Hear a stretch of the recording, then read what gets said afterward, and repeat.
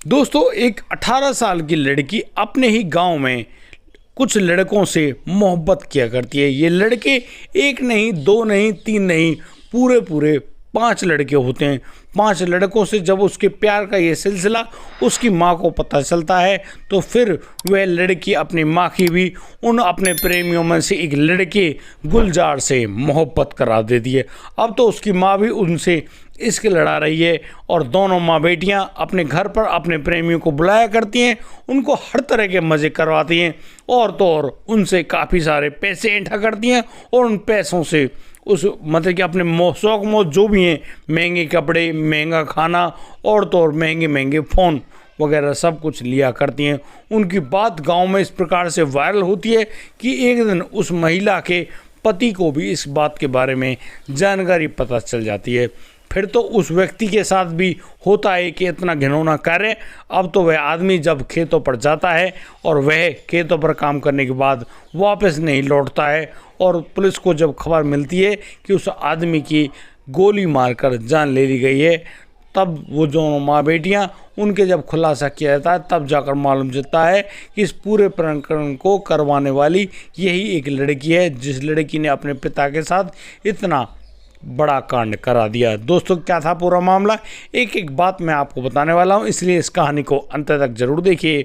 नमस्कार, मैं हूं भीषम प्रकाश और स्वागत है आपका किस्से क्राइम के। और दोस्तों, मैं उम्मीद करता हूं आप सब लोग बढ़िया होंगे, बेहतर होंगे, अपना और अपने परिवार का बखूबी ख्याल रख रहे होंगे। दोस्तों, मैं बात कर रहा हूँ मेरठ उत्तर प्रदेश की। मेरठ के अंतर्गत आने वाला ये जानी खुर्द गाँव, जहाँ पर सुभाष अपनी बेटी और पत्नी के साथ रहा करते हैं। दोस्तों, जब सुभाष की 23 जून जब वो खेत पर जाते हैं और वापस नहीं लौट पाते हैं, शाम के समय उनकी जान ले ली जाती है। कुछ लोग उनको घेर लेते हैं और फिर उन पर गोलियों से हमला कर देते हैं और जिस प्रकार से उस सुभाष को गोली मारी गई है वो वहीं मौके पर ही अपना दम तोड़ देते हैं। दोस्तों, अब तो इस बात के बारे में पुलिस को भी जानकारी दे दी जाती है। पुलिस आती है, उस व्यक्ति के जो बॉडी है उसको वहाँ से उठाती है, पोस्टमार्टम के लिए हॉस्पिटल लेकर जाती है और उस आदमी की जो की गई हत्या है उसके बारे में पूरी जानकारी को मतलब एक रिपोर्ट लिख ली जाती है। और यहाँ पर वो माँ बेटियाँ दोनों रोने धोने का बड़ा ज़बरदस्त खूबसूरती से नाटक भी करते हैं, ऐसे जता रहे होते हैं जैसे उनके सब कुछ मिट गया हो। लेकिन यहाँ पर किसी को मालूम नहीं था कि इस पूरे कांड के पीछे उन्हीं माँ बेटियों का हाथ है। अब तो जो पुलिस है, पुलिस भी जांच कर रही होती है आखिर वो लोग थे कौन। अब उसी गांव के रहने वाले वो जो व्यक्ति, जो लड़के लोग हैं, उनके बारे में कोई जानकारी नहीं देता, क्योंकि किसी को प्रतीत ही नहीं होता भाई क्या बात है। अब यहाँ पर पुलिस लगातार जांच कर रही होती है और इसी जांच के करते हुए पुलिस के हाथ खाली होते हैं, पुलिस को कोई जानकारी नहीं मिलती। लेकिन पुलिस अब अपना दूसरा तरीका अपनाती है और फिर उसी गांव में जाती है। यहाँ पर पुलिस को मालूम चलता है कि सुभाष की जो बड़ी बेटी है उसने भी एक लड़के से, जो कि ससोली गांव का रहने वाला था, उस लड़के के साथ लव मैरिज की थी। कहीं ऐसा तो नहीं उसने ऐसा काम करा दिया हो। जब उस सुभाष की बड़ी बेटी के बारे में पुलिस जानती है, उनके पास जाती है, पूरी खबर निकालती है, तो वहाँ उस लड़की के कोई ऐसी खबर है ही नहीं। वो लड़की साफ साफ मना करती है कि उसको उसके बारे में कोई जानकारी नहीं है। अब यहाँ पर ये मामला तो क्लोज हो गया, लेकिन पुलिस को शक लगता है कि यार जब बड़े बेटी ऐसा काम कर सकती है तो हो सकता है भाई छोटी बेटी भी कुछ ऐसे ही मामले में हो। अब यहाँ पर जो पुलिस है वो गांव में आती है और गांव में अलग अलग तरह के लोगों से जब पूछताछ करती है तो मालूम चलता है कि सुभाष की छोटी बेटी, जिसका नाम सोनम है, सोनम और उसकी माँ कविता दोनों बदचलन प्रवृत्ति की हैं। इनके बहुत सारे लड़के लोगों से बातचीत भी है, उन लड़कों से बात भी करती हैं और अकेले में उनको अपने घर में बुला भी लेती हैं। अब जैसे ही पुलिस को ये जानकारी मिलती है, पुलिस अब सुभाष के घर पहुंचती है। वहाँ उसकी पत्नी कविता का फ़ोन नंबर मांगा जाता है, उस लड़की सोनम का भी नंबर मांगा जाता है। अब नंबर लेकर पुलिस वापस थाने पहुंच जाती है। थाने में जाने के बाद जब उन नंबर्स की सीडीआर रिपोर्ट निकाली जाती है तो मालूम चलता है कि यहाँ पर बहुत सारी लंबी लंबी बातचीत हैं भाई, और एक एक नंबर पर जो कि अलग अलग नंबर हैं उन सब से घंटे घंटे 2-2 घंटे बातचीत हैं। उस लड़की की जो माँ है कविता, वो भी कई घंटे लंबी बात करती है। आखिर ये लोग कौन हैं? पुलिस की बड़ा दिमाग घूम गया। उधर नंबर्स की हर चीज़ की जानकारी निकाली जाती है, कॉल डिटेल वगैरह सब कुछ जानकारी निकाली जाती है। तो मालूम चलता है कि सोनम की माँ कविता का एक गुलजार नाम के लड़के से अवैध संबंध है। गांव में भी इस तरह खबर। अब जो पुलिस के कुछ पुलिसकर्मी जो सिविल ड्रेस में होते हैं गांव में आते हैं, बहुत सारी बातें करते हैं, सोनम के रिश्ते की बातें करते हैं। अब यहाँ पर गांव वाले जो लोग हैं वो बता देते हैं, क्योंकि सच्चाई छिपती नहीं है कि भैया ये ब्याह करने लायक लड़की थोड़ी है, ये लड़की तो बड़ी बदचलन है भाई, इसके संबंध पता नहीं किस किस से हैं।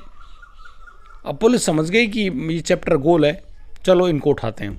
अब पुलिस की टीम आती है, उस लड़की यानी कि सोनम और उसकी माँ कविता दोनों को गाड़ी में बिठाकर थाने लेकर जाते हैं।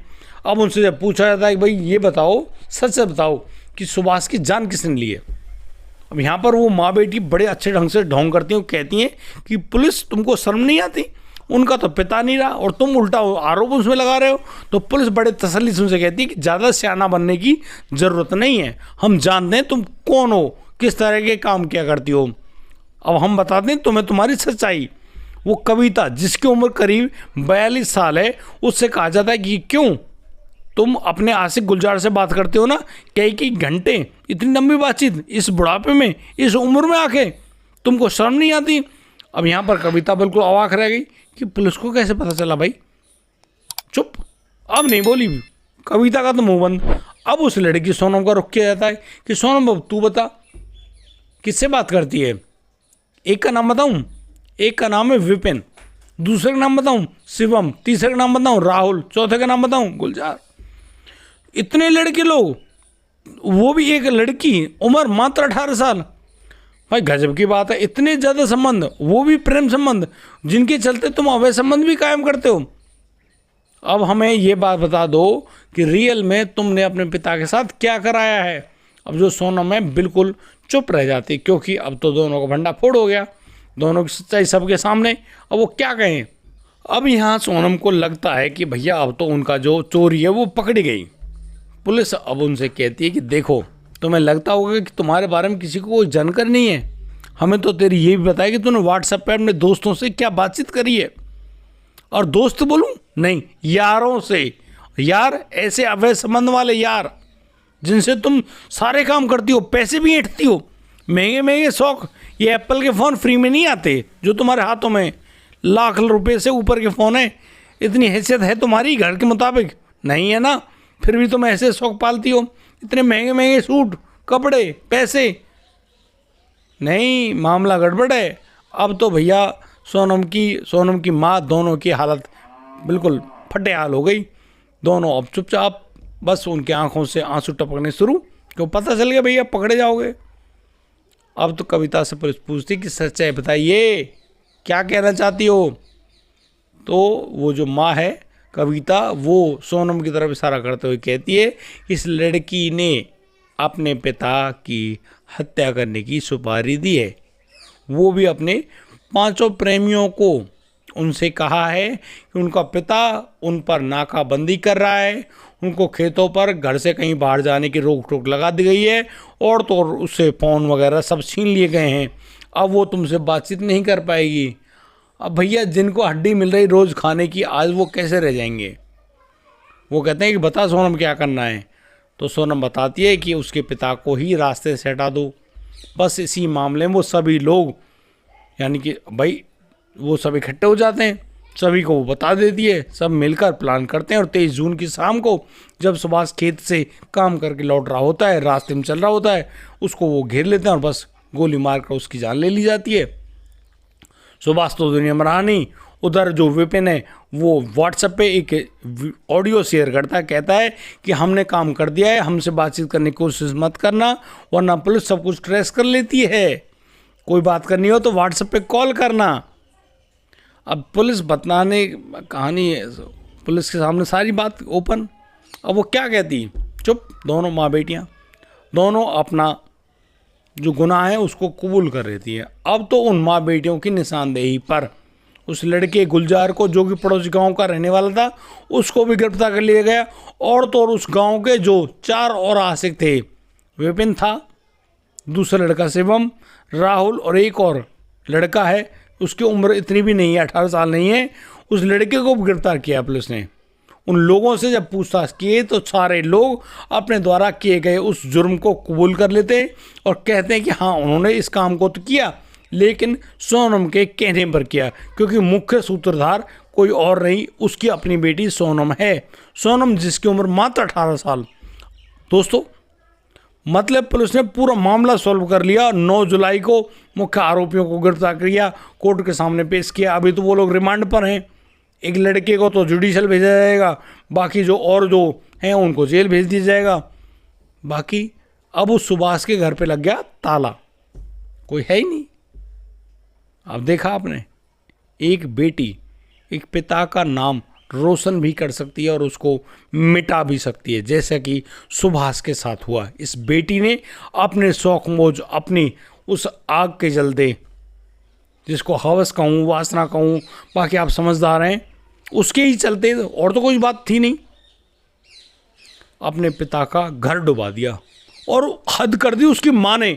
कविता को जहाँ अपनी बेटी को डांटना चाहिए था, उसको रोकना चाहिए था, वो भी अपनी बेटी के साथ इन्हीं कामों में आगे आ गई। क्या करती है? करती है किससे? अपनी बेटी के आशिक से, क्योंकि उसकी बेटी ने बताया था कि तुमको गुलजार पसंद करता है, गुलजार नाम का लड़का, उसको आप बहुत अच्छी लगती हो, उससे बात कर लिया करो। और फिर वो माँ भी गुलजार से बात करती है, उसके साथ संबंध बनाती है। आप सोचो यार इन इंसानों का क्या होगा। बड़ी बेटी ने लव मैरिज कर ली घर से भागकर, छोटी बेटी ने अपने 5 आशिक पाले उसी गांव के, जो कि रिश्ते नाते में उसके भाई लगते हैं। भाई अब एक गांव की बहन बेटी हैं, भाई भाई बेटी लगती है, क्या दिक्कत है?